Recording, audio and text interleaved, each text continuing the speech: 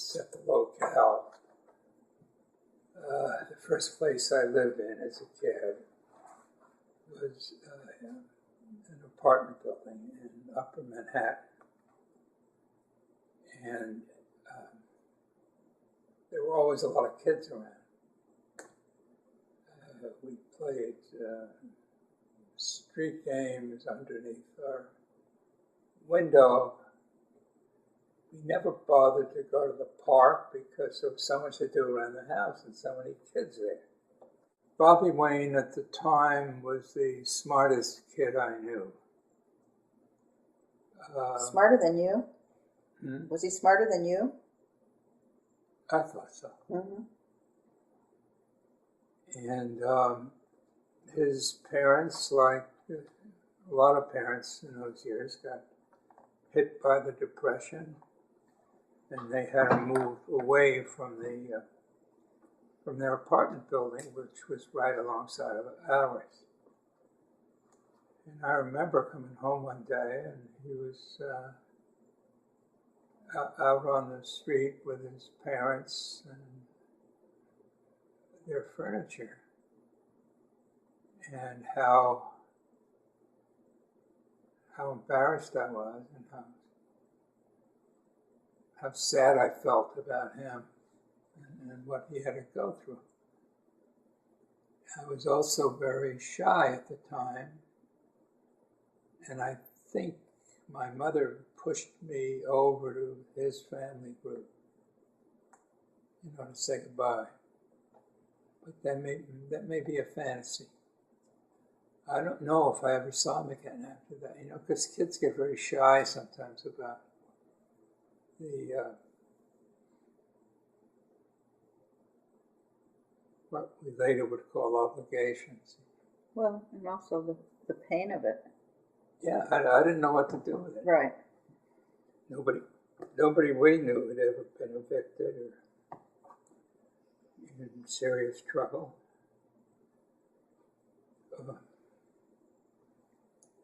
But that's kind of stuck with you through your whole lifetime. I've heard this story so many times. So there was something you learned about yourself and your own sensibility to that kind of change and to that kind of difficulty. I went to a high school, DeWitt Clinton High School, which was one of the better academic high schools in the city. You had to get tested to get in there. Yeah. And there was only one drawback to going there. I volunteered to go there because I wanted to go to a really good school, but it was quite a ways off, about an hour and a half. It was made somewhat more pleasant by taking the elevated railroad through the Bronx and getting up to the school, which was in a relatively undeveloped part of the Bronx. It had just been parkland. My closest friends went with me.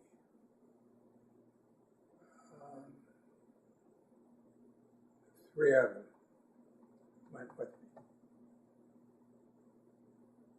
But we didn't stay around the school, the way you do at college. Because it was a long trip home. And in the winter, it turned dark very early, blah, blah, blah.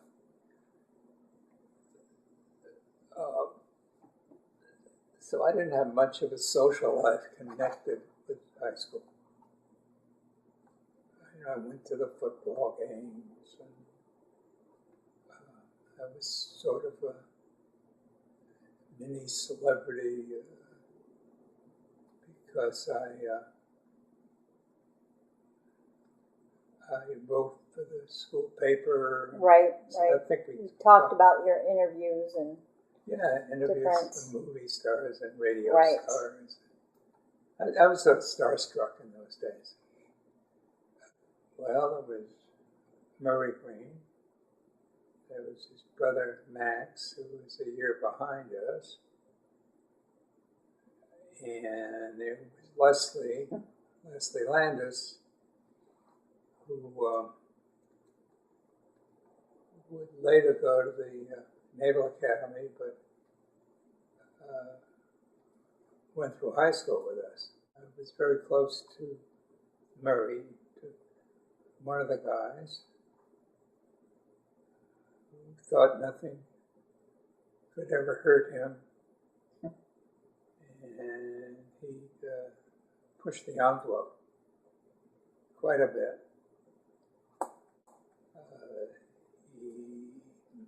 He married. He got involved with a very, I must say, sensuous woman. I would have liked to have been with her myself. And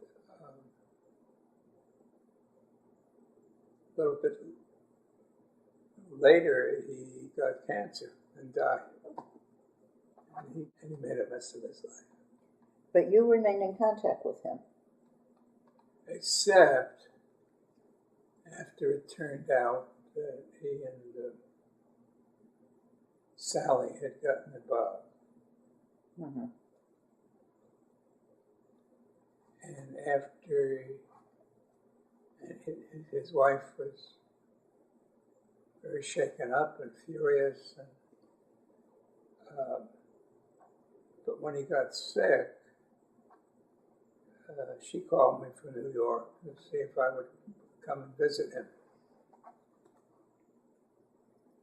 And I think I was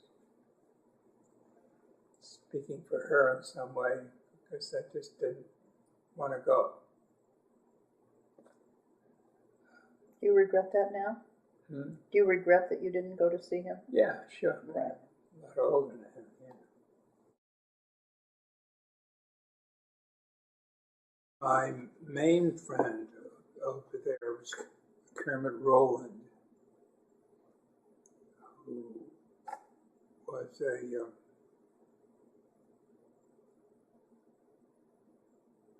writer. He wrote short stories for magazines like 17, Waukegan, Illinois. Yeah. The first house he lived in was a log cabin that his father had built.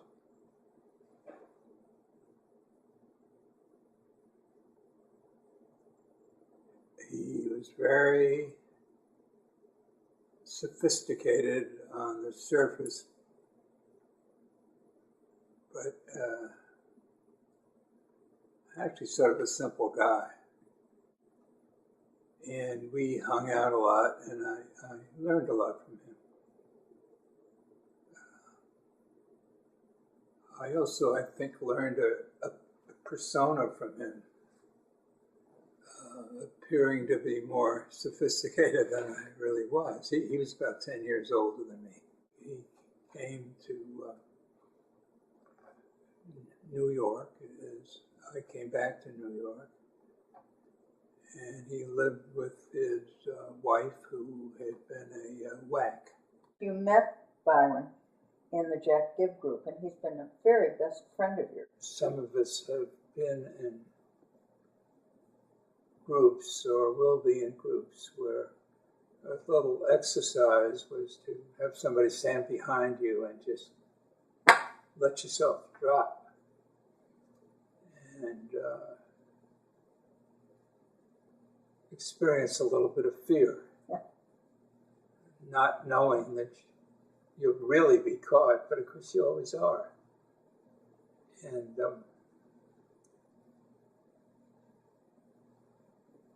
so I made a lot of my friends through the Jack Gibb group, and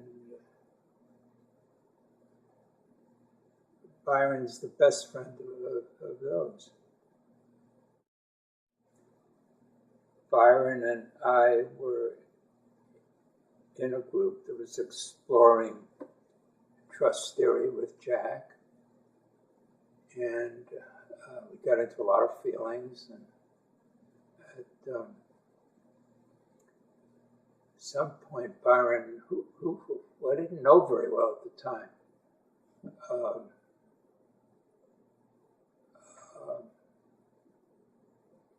got into a heavy place for him. I knew he was hiding some pain. And I got up from, I think we were on the floor, all of us, in a circle. And I sort of crawled over to him on my knees and drew him close and hugged him. Probably kissed him, I don't remember. He was shocked. So I don't think anybody had done that with him before. And I don't think I had done that with anybody before.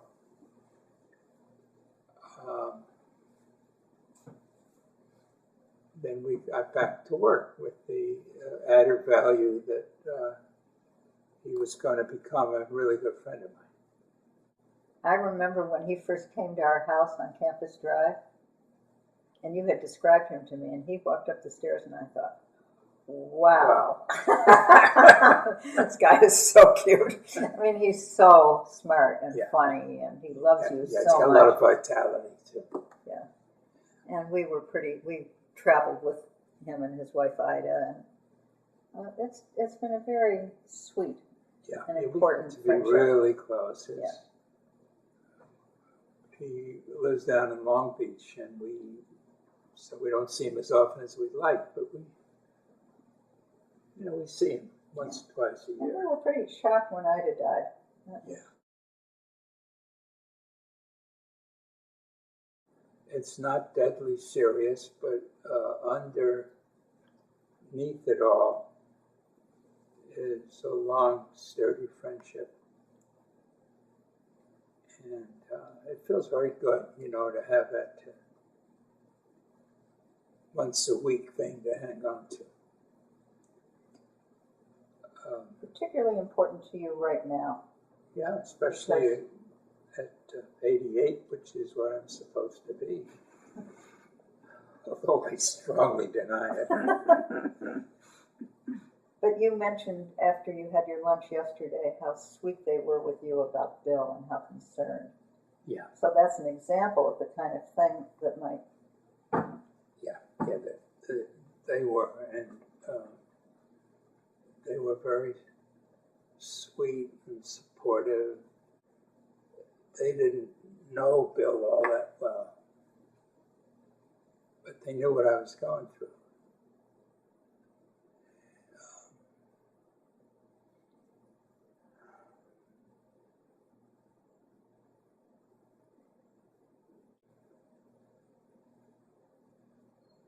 I think it was essentially the group work I did with Degolmi.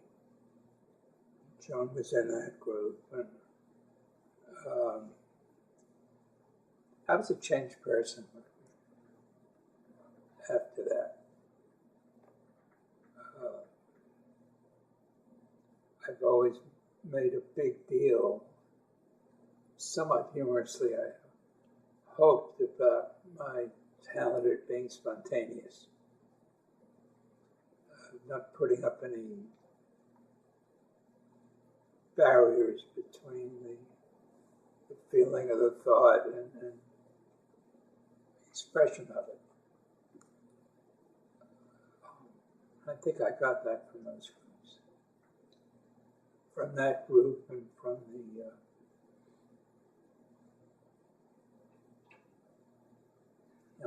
the Astron work, the work with Jack. Yeah, the Astron. Before he ever met me, the work with Jack Gibb.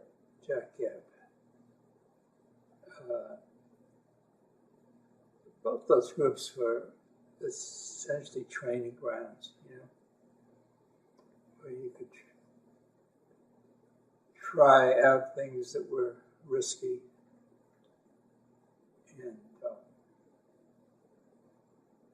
say things as honestly as you could. tell you about some of the other people that are really important to me. One couple is Roz and Andre.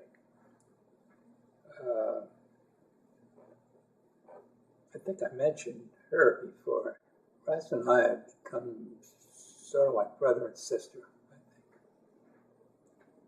think. We know that each other is there. I think she'd be the first person I'd call if we were in trouble. Andre, her husband, was much younger than me. He still is. And we took a little longer to get tight, but we did. And don't you feel that he takes a special kind of care of you? Oh, he did. He was very caring. And of the men, he was the youngest and the most caring. And I didn't know where that came from, but there it was.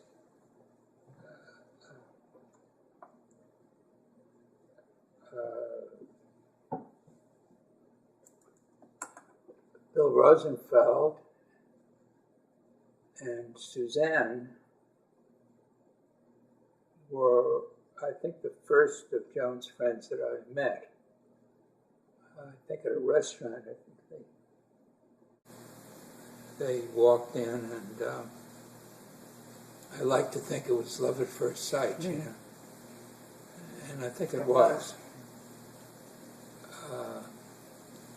We did a lot of bonding around food. The four of us like to eat. Yeah, Bill's death is still on my mind. I didn't realize how much I loved him until he was gone. He was a man who had a lot of intelligence and vitality.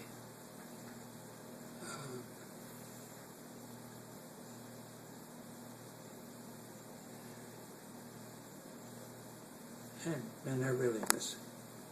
Two other good friends, like many of my best friends were Joan's friends first.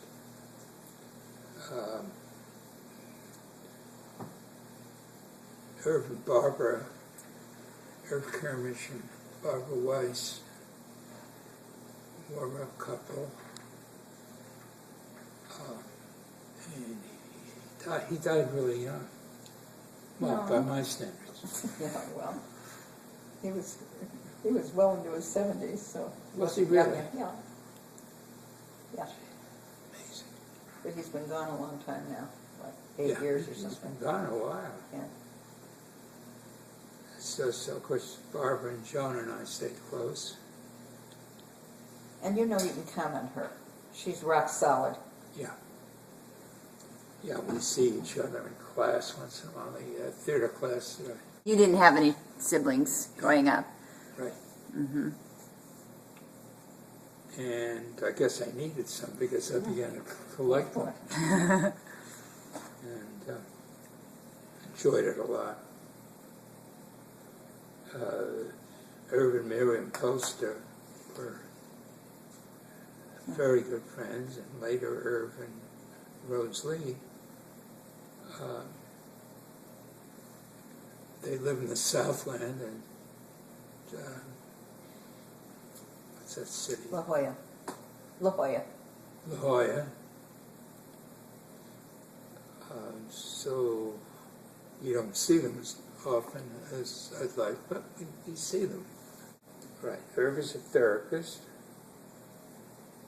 and Miriam, who has passed on, was a therapist.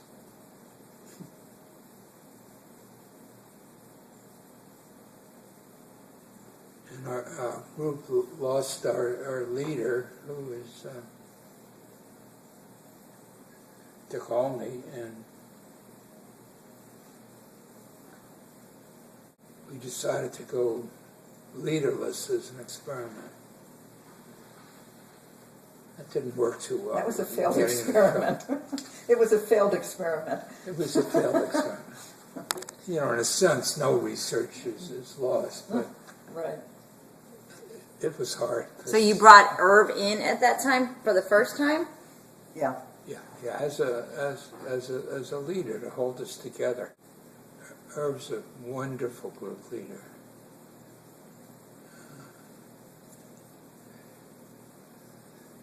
He's got everything: the experience, the intelligence, the humor, Deep wisdom. deep wisdom.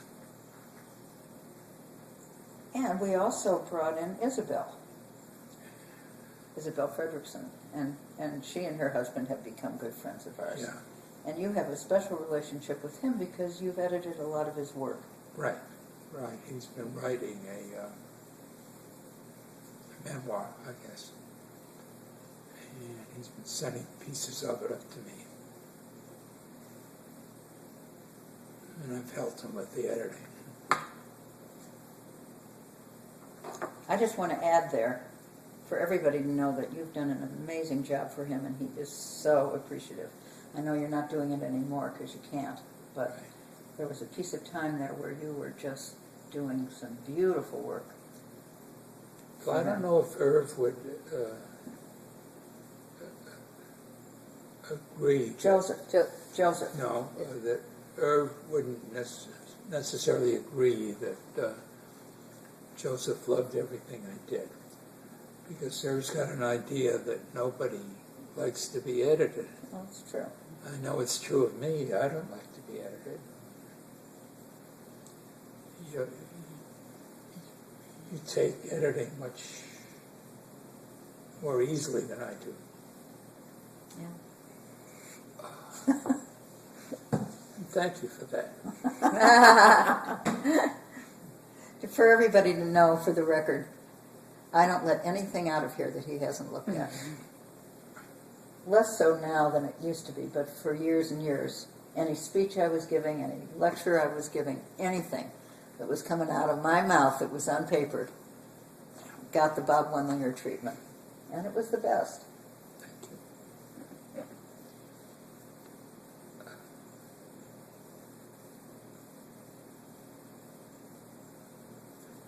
You want to stop it for a minute? I want to switch over to Arlene. They're both public intellectuals. They've both written a lot and spoken a lot, and very highly respected. Adam's books made page 1 of the New York Times Book Review, which is a great honor. This coming Sunday. Oh, Yeah, he wrote a new book about World War I, which I want to get to. I want to read it because I only have the vaguest memory of World War I picked up in conversations around the house. But I was a kid, but I was aware for a long time of how bloody, how really terrible it was. So what about your friendship with them? With Arlene? With Arlene, yeah. I feel like they're there for me, you know.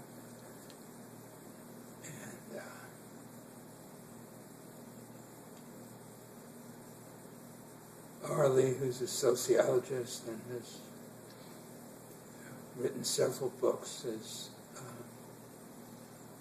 very, very warm person. And I know that if I were in trouble, I'd call her, or the both of them.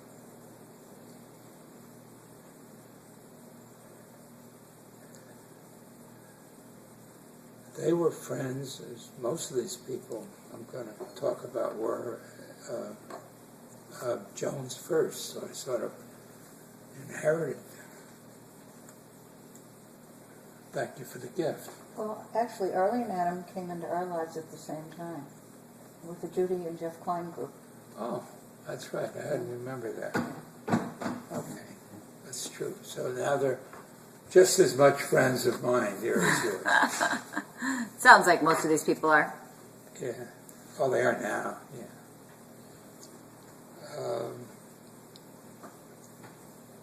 Hilda and David Burton, who some of my kids have met.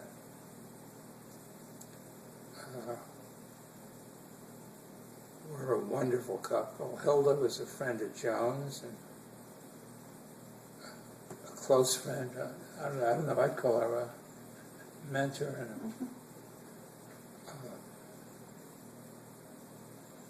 and she and I had a difficult time at first because she wasn't certain I was right for Joan. I remember the first time we were in a room together at some sort of meeting. At graduation, Yeah, of the Psychotherapy Institute. Hilda walked by. She was about 15 feet from me or so on the other side of the room. And Joan said something like, "Hilda, come over and meet Bob."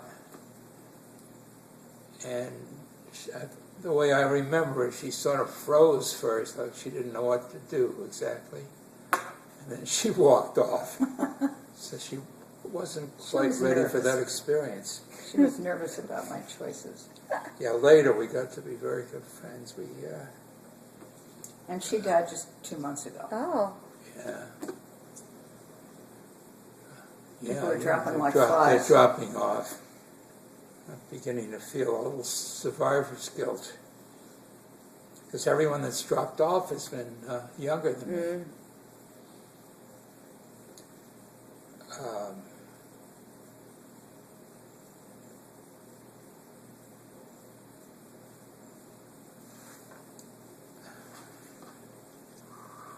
Pick me up here. You want to say something about our relationship with Leslie and John? For a long while, I've always had at least one friend that was quite a bit younger than me. And I liked that because I learned from that. And it prevented my friends from becoming what was the name of the group of Jewish old men? What do they call themselves? I don't know. But you don't want to be living in a geriatric ward. Yeah, That's that's for another sure. way to put it. And they've been very good friends, and We play a lot with them. yeah, We go to theater with them. And they cook a lot, and they have a big art collection. And we traveled to Cape Cod with them. We rented a house together, so they're really close buddies. that's true. And she's a colleague and one of my best friends here. And John has gotten very solicitous of you in these last Yeah, we've years. become a lot closer. It was sort of awkward at first because of, I think for him, because of the age difference. But now we're just fine. Yeah, Carol Green has been a wonderful friend. She was your friend first. Yeah. Since I was 10 years you met old. her in camp. Yeah, when I was 10. She was 10. And Carol lives in New York in a beautiful apartment on the east side, and every time we go back there, we're invited to stay at her place. She also lives on Cape Cod, and we have stayed with her there many times.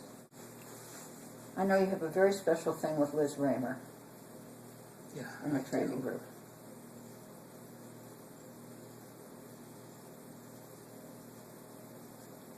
I guess I should say this. Until late in life, I didn't know any gay women well. I didn't feel comfortable with them because I just didn't know.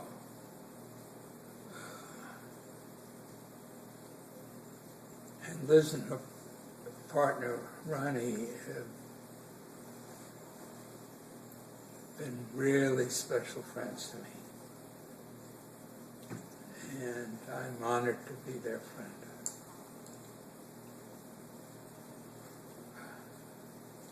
One thing about Liz and Ronnie, right after the fire, we were at their house, and they offered to have us move in with them, which was just over and beyond.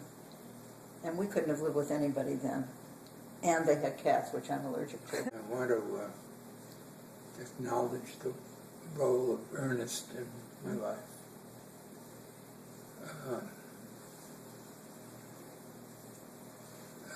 We met him in Italy. Mm-hmm. He was a German Jew, then about 10 years older than me. And we looked alike. A lot of people thought we looked as if we could be brothers. We'd walk into a restaurant together and people would stare. And I liked that. that's how you met him. People said, he walked into the restaurant in, where was it, Bellagio. Mm-hmm. Yeah, and well, Joan called, you called that to my attention, you know. Wow. And I think you wanted to go over to their table right away, but I balked a little. Oh, we'll see him tomorrow, you know. It was a hotel, so where we were staying. I corresponded with Ernest for a long time. Until he died. Pretty much, until he died. Yeah. You were sending him money. He was a Jewish man who'd been in the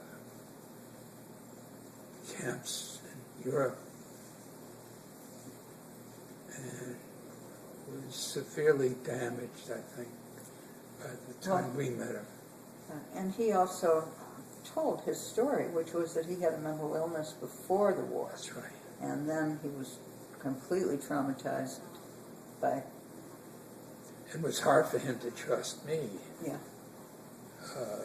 Every so often, I'd see the paranoia come into his body. And then at the end of his life, he was in an institution. I mean, he really completely decompensated. But I've never said to myself,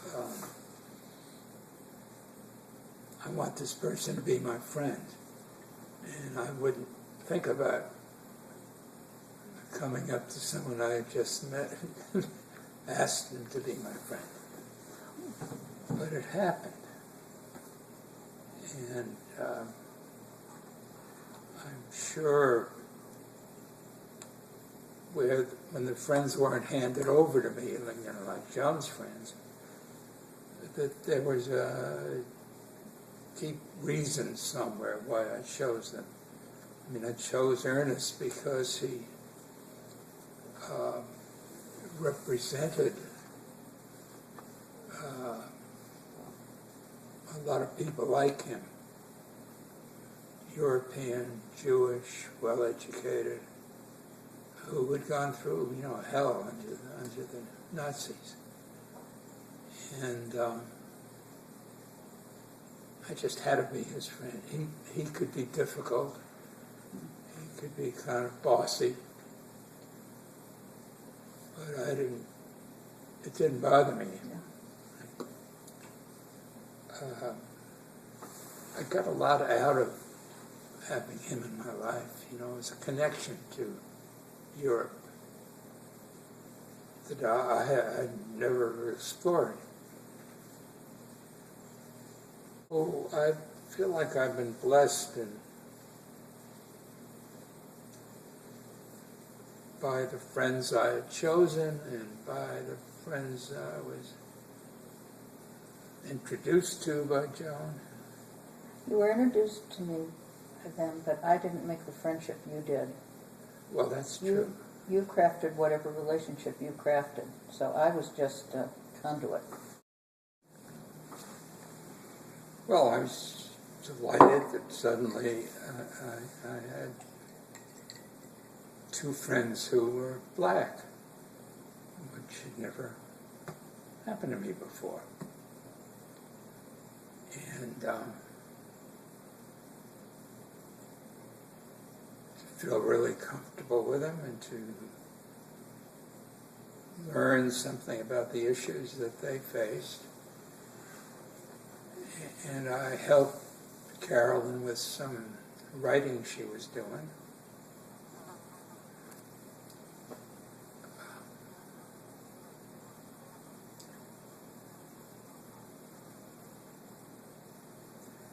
And They were living in L.A. when I met her. when you met him, but she was living here, remember? And then she moved down when she married back. Okay, I don't remember exactly how I met Carolyn. It doesn't matter. She was in my life like a sister. This is my friend who got beat up today, yesterday. Yeah, she was in Joan's life like a sister.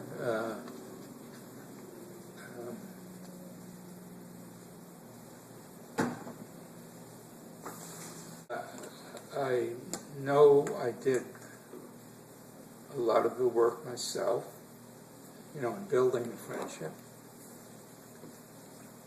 I know how much I cared for these people and how unhappy I am that some of them are gone.